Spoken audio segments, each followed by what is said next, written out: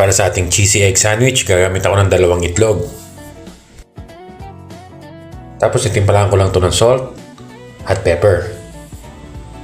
Tapos scramble lang natin. Then pwede na natin ito iprito.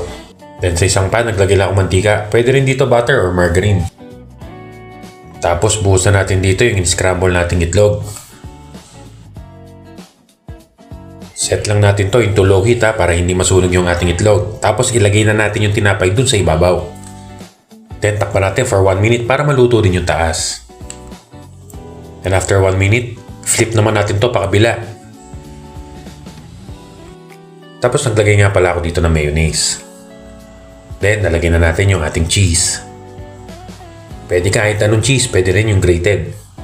Tapos naglagay na rin ako ng lettuce. Then i-fold lang natin to. And after nyan, pwede na rin natin to i-serve. So ito na ang ating cheesy egg sandwich na talaga naman napakadaling gawin. Sigurado magugustuhan din to ng inyong mga kids. So ano pang inaantay natin? Kain na na!